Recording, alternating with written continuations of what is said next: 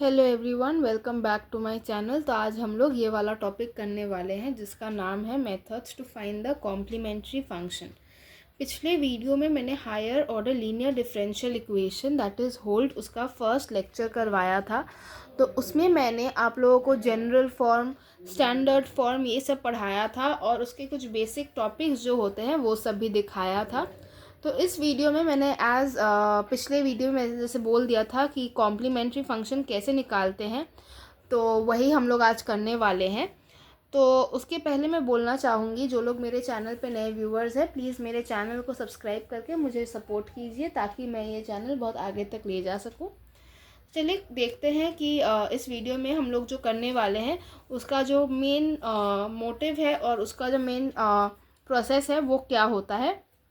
तो देखिए यहाँ पे है methods to find the complementary function. मैंने यहाँ पे ऑलरेडी लिख के रखा है क्योंकि अगर मैं ये ऑन स्पॉट आपके सामने लिखती तो बहुत टाइम लगता और ये वीडियो बहुत लंबा हो जाता, इसीलिए मैंने ये पहले से ही लिख के रखा है। आप लोग अपने कॉपी और पेन लेके इसको प्लीज़ नोट डाउन कर लीजिएगा जैसे जैसे मैं बोलूँगी। तो देखिए, जैसे पिछले वीडियो में मैंने बोल दिया था कि standard form of higher order linear differential equation ये होता है F of D into Y equals to Q X. F D क्या था पिछले वीडियो में मैंने बोला था, और क्यू एक्स क्या था वो भी मैंने बोला था, फिर भी मैं यहाँ बोल देती हूँ। एफ डी होता था फंक्शन ऑफ डी और क्यू एक्स होता था फंक्शन ऑफ एक्स। ठीक है, तो देखिए यहाँ पे मेथड को देखते हैं। मेथड में फर्स्ट हम लोगों को क्या करना है, consider the equation F of D into Y equals to zero. यहाँ पे जीरो क्यू एक्स जो है उसको हम लोग जीरो ले रहे हैं। ठीक है, उसके बाद हम लोग को form the auxiliary equation by putting D equals to M. मतलब यहाँ पे डी के जगह पे हम लोगों को एम निकालना है। ठीक है, तो देखिए d को हम लोग जब m से सब्स्टिट्यूट करेंगे यहाँ पे कुछ नहीं होगा, f ऑफ m हो जाएगा। और ये y हम लोग नहीं लिखेंगे और नहीं लिख के हम लोग यहाँ पे ज़ीरो के साथ इक्वेट करेंगे। मतलब y को एलिमिनेट करके यहाँ पे हम लोग f of m equal to zero करेंगे और उसके बाद हम लोग इस इक्वेशन को सॉल्व करके इसके रूट्स निकालेंगे। अब देखिए, जब रूट्स निकालेंगे तो इसके बहुत सारे टाइप्स होते हैं, बेसिकली 4 टाइप्स होते हैं। तो हम लोग वही देखने वाले हैं कि क्या क्या 4 टाइप्स है। अब आप लोगों को मेन क्वेश्चन आएगा कि रूट्स कैसे टाइप के होते हैं, इक्वेशन कैसा होता है। तो वो सब जब हम लोग एग्जाम्पल सॉल्व करेंगे, क्वेश्चन सॉल्व करेंगे तब आपको पता चलेगा। लेकिन यहाँ पे ऊपर से आपको पता होना चाहिए कि मेन टॉपिक्स क्या क्या होते हैं। ठीक है, तो चलिए देखते हैं टाइप्स ऑफ रूट्स क्या क्या है। ठीक है, देखिए टाइप्स ऑफ रूट्स में यहाँ पे मैंने लिखा है रियल एंड डिफरेंट। आप लोग जैसे क्वाड्रेटिक इक्वेशन सॉल्व करते हो तो वहाँ पे आप लोगों को रियल वैल्यूज़ मिलता है और डिफरेंट। ठीक है, जैसे यहाँ पे देखिए रियल एंड डिफरेंट एक टाइप होता है जहाँ पे m1 और m2 अलग अलग होंगे। रियल एंड इक्वल जहाँ पे m1 equals to m2 equals to m होगा। इमेजिनरी एंड डिफरेंट, ठीक है, इमेजिनरी एंड डिफरेंट में देखिए alpha plus minus of i beta, और इमेजिनरी और इक्वल जब होगा तब यहाँ पे देखिए ऐसा आएगा alpha plus minus i beta comma alpha plus minus i beta. ठीक है, ये होते हैं 4 टाइप्स ऑफ रूट्स। तो यहाँ पे आप लोग, आई होप आप लोग लिख रहे हैं मेरे साथ। ठीक है, तो अगर आप लोगों ने नहीं लिखा है तो अभी लिख लीजिए। और इसके बाद मैं जो real and different, real and equal, imaginary and different and imaginary and equal, ये जो टाइप्स ऑफ रूट्स होते हैं उसके बारे में कुछ बेसिक बातें लिखूंगी। यहाँ पे बोर्ड में स्पेस थोड़ा कम था बोल के मैं नहीं लिख पाई, तो आई होप आप लोग लिख लिए होंगे। तो मैं उसको लिख के आपके सामने रखती हूँ। ठीक है, ठीक है, तो आई होप आप लोगों ने वो वाला पार्ट लिख लिया होगा। तो यहाँ पे हम लोग देख रहे हैं कि जो रूट्स हम लोगों ने देखा, 4 टाइप के जो रूट्स होते हैं, real and different, real and equal, imaginary and different and imaginary and equal. उसके जो कॉम्प्लीमेंट्री फंक्शंस होते हैं वो किस टाइप के होते हैं, चलिए वो देखते हैं।